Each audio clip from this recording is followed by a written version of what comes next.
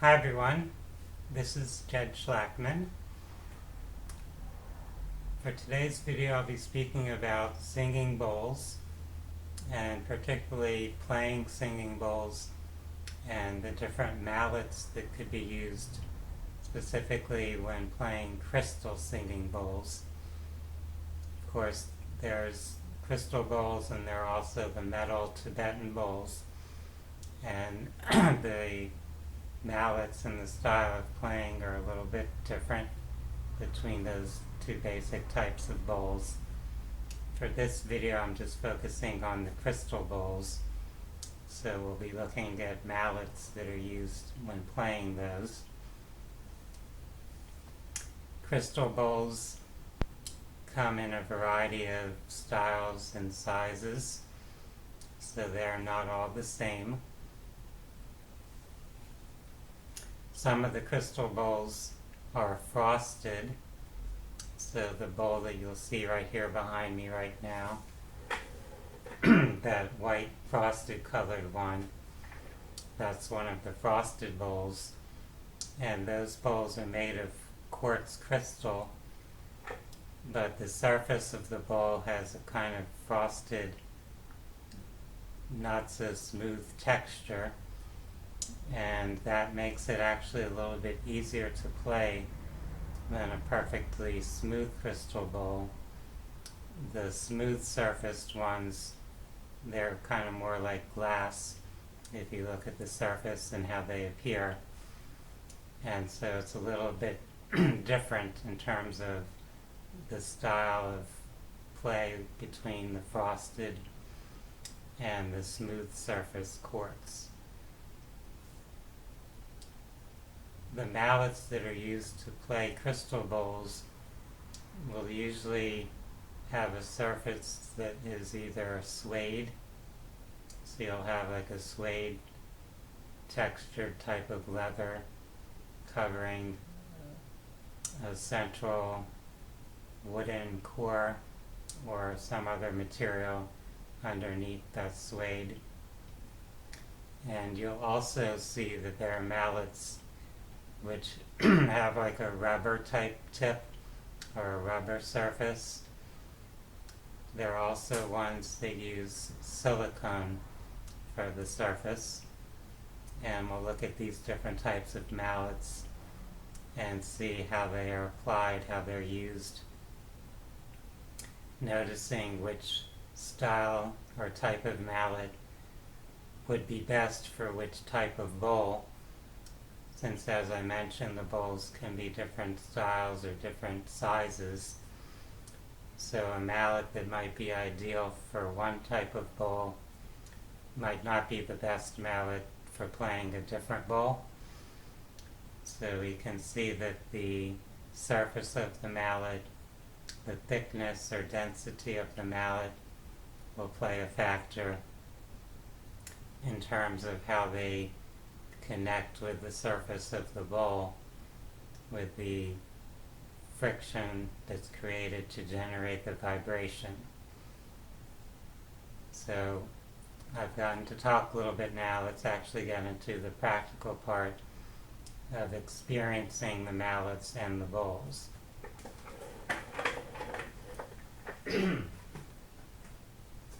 So just to show you an example of some of the mallets, you can see some of them here, and we'll look briefly at how they appear, how they're designed. Here's one mallet which has a surface of suede, so you can see it's like a soft leather type surface, and that is wound around a central core, and the tip of this actually has that soft covering also, but inside it's wood, solid wood inside this mallet. For this mallet I have also added onto one end of it a couple of silicone rings. So with this mallet I could use the suede surface to play a bowl, but I could also use that silicone surface on the tip since different bowls might do best with those different surfaces on the mallet. So that's one. Here's another mallet. You'll see this one looks similar to that first mallet. This also has the suede material, that soft leather type material on the surface. But if we look at the end of it, you can see it's actually hollow inside. So this is a lighter mallet. There's no wood in it. And it's got that suede covering. This mallet is one that I would often use to play either the soft, I should say smooth surface quartz, the glass-like quartz, or the frosted quartz, so it could be used for either. Okay, here's our next mallet, and this one has a wooden handle, and the tip of it is a silicone material, so it looks very similar to mallets that look like this that have a rubber tip, but this is a silicone, solid silicone. It's a thick ball of silicone at the end of it. And this one I often use to play larger bowls and to play just about any frosted quartz bowl. It's not really such a great one to play some of the glass type quartz, the smaller smooth surface quartz bowls. It's actually a little too thick for some of those. Here's our next mallet, which looks similar to that one, but this has the wooden handle with a rubber tip. So this is the rubber tip bowl, rubber tip mallet, and the rubber surface is good for a larger bowl and particularly for larger frosted quartz bowls. So this is something that I use often if I'm playing a frosted quartz bowl. The next mallet, this also has a wooden handle. This is a large mallet, a long wooden handle, and a pretty large rubber tip. So this is the rubber surface. And this I would use for a larger frosted quartz bowl. So this would be okay for a bowl like this one here behind me. Since it's got the large, dense rubber tip, you don't have to push too hard on the bowl to play it. Just kind of lightly rubbing against the surface of the bowl, you would be able to generate the vibration. And one more mallet that I'll show you. This one also has a wooden handle, so that's solid wood there. But then the surface of it is silicone, and so it's got this thin layer of silicone covering the wood, but then at the tip it has a thicker section of the silicone, almost like a ball. Looks kind of like the knob of a bat or something. So that part is silicone. The silicone, I find, creates a very smooth interaction with the frosted quartz bowls. So you don't really hear a rubbing sound as you go around with the silicone. It's a very smooth, non-friction type of pressure that you're creating, and so the vibration for the bowl starts to be generated without really having to create a rubbing sound that you often hear as people play bowls. So we'll do a little demonstration now so you'll hear and see how these function. People will often tap a bowl to start getting it vibrating. With the frosted quartz bowls, you don't really need to tap. You can just put the mallet against the surface and then just start rubbing it.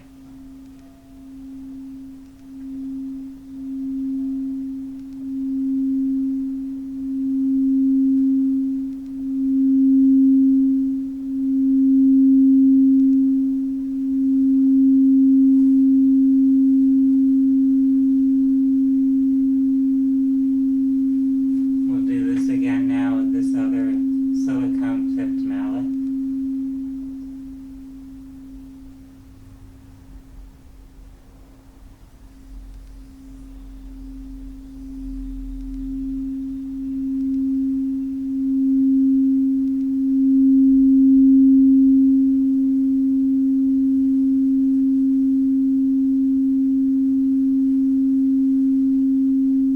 Next we're going to use the rubber tipped mallet.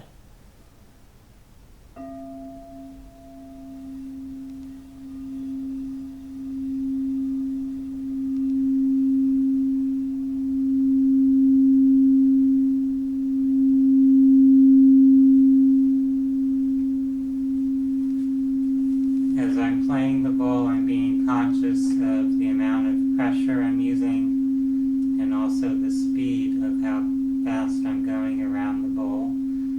You'll have to adjust that speed and pressure depending on the mallet you're using and the bowl that it's interacting with. So you want to kind of keep this steady vibration. You don't want to allow it to dissipate, and you also don't want to overexcite it or overstimulate the bowl in a sense to where it might create a distortion. So kind of keeping a medium range there of the vibration where you're sustaining it, it's not trailing off, but you're also not over pressuring or overstimulating to where it creates a distortion in the tone. Next we'll use the suede mallets, and you'll notice with suede you'll often hear a rubbing sound as the suede goes around the surface.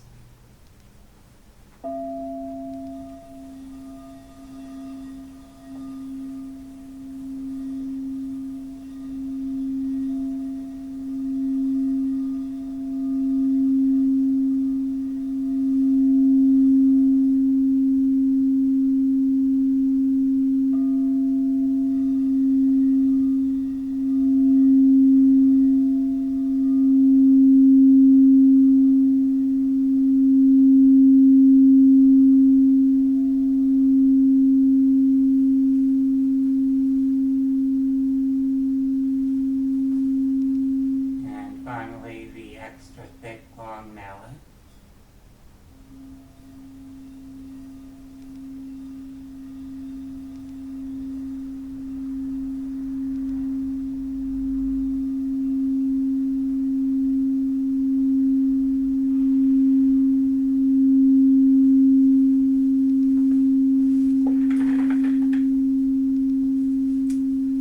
Something I want to point out is that when you're playing the bowl and your mallet has wood in the handle, you want to be careful not to rub the wood part against the bowl, because it'll create an unpleasant sound as the wood hits the crystal bowl.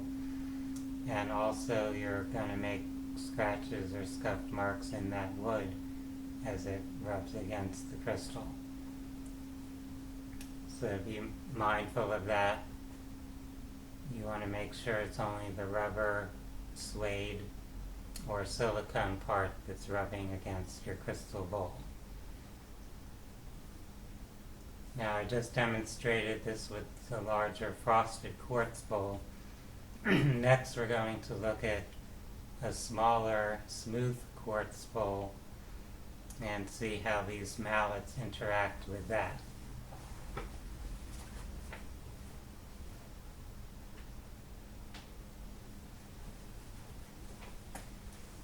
So here's our smooth quartz, clear quartz bowl. So the surface of this looks like glass, and it's a much thinner surface than the frosted quartz. So the interaction of the mallets with this bowl is different. First, we're going to see what happens with this large, long, thick mallet. So I can get it to ring by tapping the rubber. But now to actually go around and sustain the vibration, we have a challenge here because this is a thick tip, thick rubber with a lot of mass to it, and it's going against the thin, almost glass-like crystal bowl.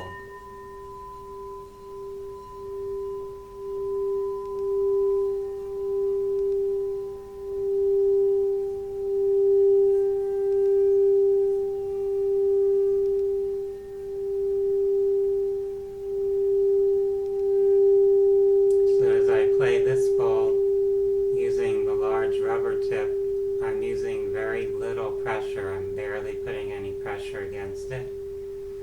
And by doing that, I'm able to get a good sustain. The sound goes around it pretty smoothly. If I were to put too much pressure, it would start to tip the bowl over wherever it's been placed, whether it's on my hand like this or on some flat surface. So I don't want to be pushing it. I want to just keep a very gentle interaction with the surface.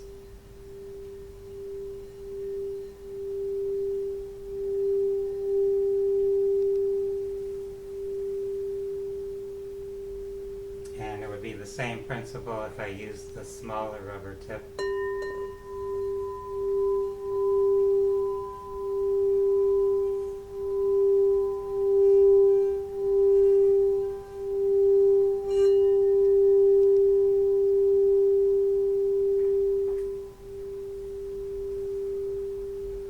Same idea if I'm using the silicone tip.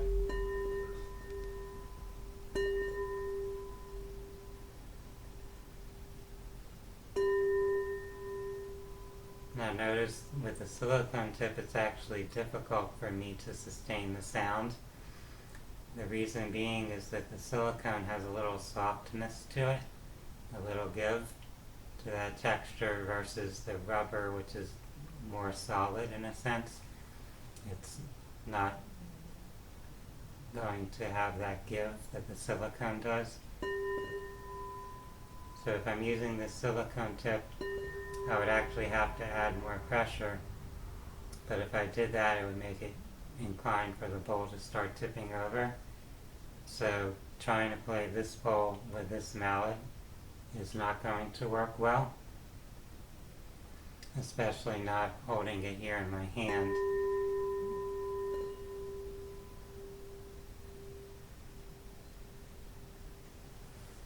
Now I'm going to try it with my other silicone mallet. This one has both the slim covering and the thicker part at the tip, so we'll see how those work.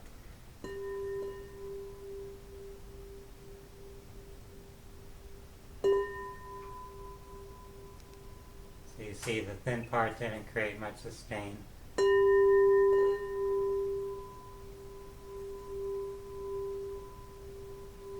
The thicker part does a little better with this one.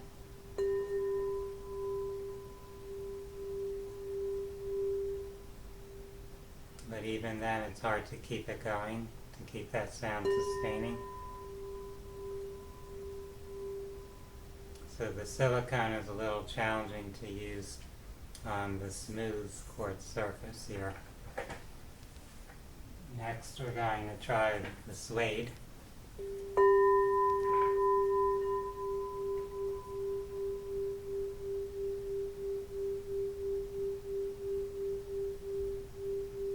So the suede does a fair job.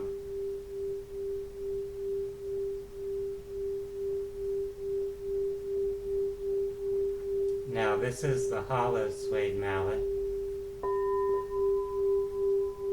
So because it's hollow, it doesn't have as much mass or density to it as the suede mallet. It has the wooden center. So to create the pressure of the mallet against the bowl, I have to put a little extra pressure with this mallet to keep it sustaining.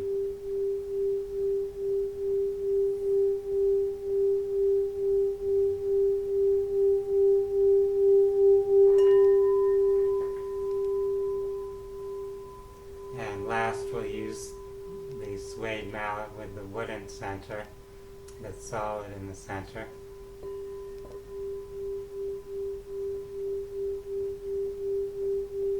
So this one sustains pretty well, and because it's got more mass to it, I don't have to use as much pressure as I did with the hollow one.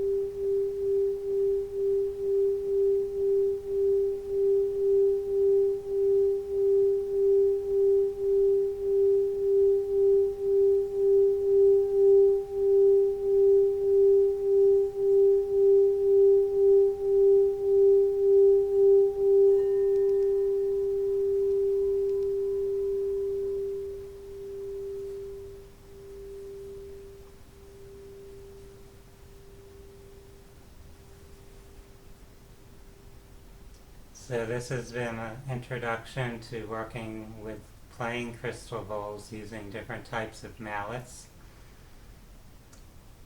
This is something that you can practice on your own, exploring different mallets and different bowls, sensing the pressure, the speed you're using that will be ideal as you play each bowl.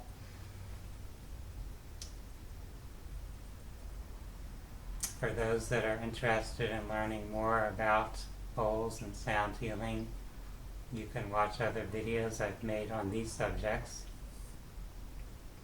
And also, if you're interested in holistic health and wellness, in spirituality and personal growth and related subjects, I invite you to view other videos. My YouTube channel is one place you'll find them. There's also the same videos on Rumble and a couple of other video networks. For those interested in healing services and other resources, you're welcome to visit my website. That's phinsights.com, phinsights.com. For now, I want to wish everyone a wonderful day. Namaste.